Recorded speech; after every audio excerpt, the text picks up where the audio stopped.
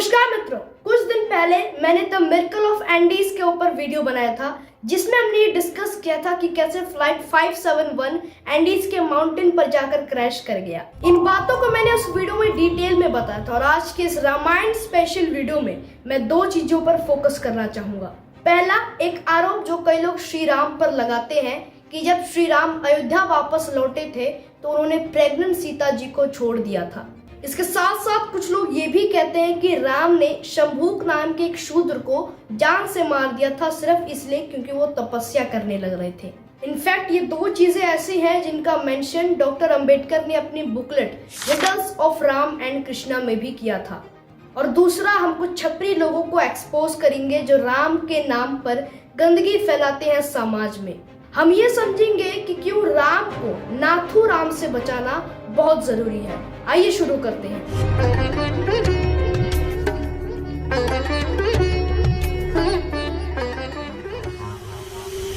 दोस्तों, आपने अक्सर कुछ पुरानी फिल्मों और स्टोरी बुक्स में देखा होगा कि जब कहानी खत्म हो जाती है तो एंड में लिखा आता है and they lived happily ever after. Valmiki Ramayana के चैप्टर 128 को देखिए। ये छठे कांड यानी युद्ध कांड का आखिरी चैप्टर है।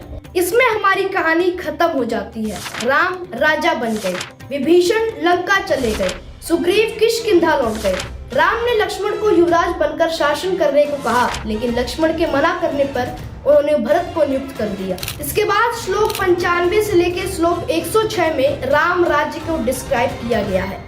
ये एक ऐसा सेक्शन है जिसे आप कह सकते हैं and they lived happily ever after वाला सेक्शन। राम ने पुंडरीक, अश्वमेध, वाजपेयी और दूसरे यज्ञ किए और देवताओं को खुश किया। जंगली जानवरों का डर नहीं था, बीमारियों का डर नहीं था, दुनिया में चोर और डाकू नहीं थे। लोग हजारों सालों तक जीते थे बिना किसी दुख या बीमारी के। कभी भी बूढ़े लोगों को जवान लोगों का अंतिम संस्कार नहीं करना पड़ा। पेड़ों पर निरंतर फल और फूल आते थे, बादल सही वक्त पर बरसते थे, हवा का स्पष्ट आनंदमयी था। ब्राह्मण, क्षत्रिय, वैश्य और शूद्र अपना अपना काम कर रहे थे, अपने काम से खुश थे, संतुष्ट थे और लालच रहित थे। श्लोक 106 में लिखा है सर्वे लक्षण संपन्न सर्वे धर्म परायण 10 वर्ष क्षेत्र शनि रामो राज्यम कार्य। इसका मतलब है कि सब में डिस्टेंट क्वालिटीज होती थी और सब एज पर धर्म बिहेव करते थे, यानी एथिकली बिहेव करते थे। इसलिए राम का राज्य 10 हजारों सालों तक चला। अब ये सब सुनकर एक चीज तो क्लियर हो ही गई होगी कि ये एक हैप्पीली एवर आफ्टर वाली एंडिंग है कहानी की। खुद ही सोच कर देखो, क्या सेंस बना कि कहानी इसके आगे भी कंटिन्यू रहेगी? अगर हमारी कहानी किसी भी सेंस में अधूरी थी तो इतनी डिटेल में इस हैप्पीली एवर आफ्टर वाले सेक्शन को लिखने का कोई तुक नहीं बनता। और बात कुछ ऐसी है दोस्तों कि जो आरोप यहाँ पर श्री राम पर लगाए जा रहे हैं वो सब उत्तरकांड का हिस्सा है। और ये उत्तरकांड एक ऐसा एडिशन है जो रामायण की कहानी में बाद में ऐड किया गया था। एक ऐसा एडिशन जो इस हैप्पीली एवर आफ्टर वाले एंडिंग को जबरदस्ती आगे कंटिन्यू रखता है। इसके कई एविडेंसेस है यहाँ पर कि कहानी एक्चुअली में वहीं पर खत्म हो जाती है। Last happily ever after section के बाद सिर्फ एक सेक्शन बचता है रामायण में, जो कि है फलश्रुति का सेक्शन। इसमें सिर्फ ये बताया गया है कि क्या अच्छे इफेक्ट्स होंगे अगर आप इस पर्टिकुलर स्क्रिप्चर को सुनोगे। फाइनल श्लोक 125 में लिखा है यह वर्णन सभी अच्छे लोगों को सुनना चाहिए जो बुद्धिमत्ता, दीर्घायु, सेहत, प्रसिद्धि, भाईचारा, होशियारी और कल्याण चाहते हैं। जी है ओरिजिनल वाल्मीकि रामायण की एंडिंग।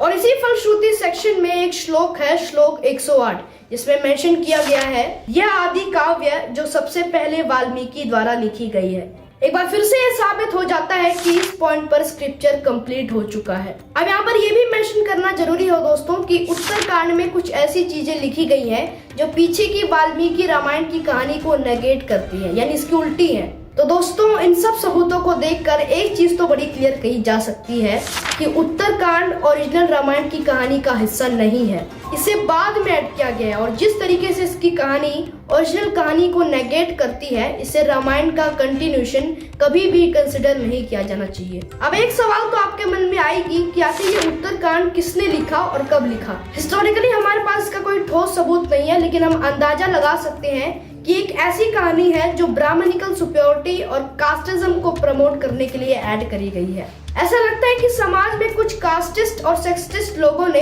रामायण में इस कंटिन्यूएशन को जबरदस्ती ऐड किया ताकि वो अपना एजेंडा चला सके एक समय पर। सभी रिलीजियस स्क्रिप्चर्स की कहानियों में कोई ना कोई मैसेज जरूर छिपा है, लेकिन प्रॉब्लम पता है क्या है? लोगों को मैसेज की चिंता ही नहीं है। लोग अपनी ईगो पर मरे पड़े हैं। बस ये साबित करना है कि मेरा रिलीजन बेस्ट रिलीजन है। कुछ लोग तो दूसरों को मारने काटने को भी तैयार हो जाते हैं इस चीज को साबित करने के लिए, लेकिन मैसेज को इग्नोर कर देते हैं। अगर आप अपनी ईगो को साइड में रख दोगे तो आपको ये एहसास होगा कि इससे फर्क नहीं पड़ता कि श्री राम एक डिवाइन अवतार थे, एक इंसान थे या फिर एक लिटरली कैरेक्टर थे।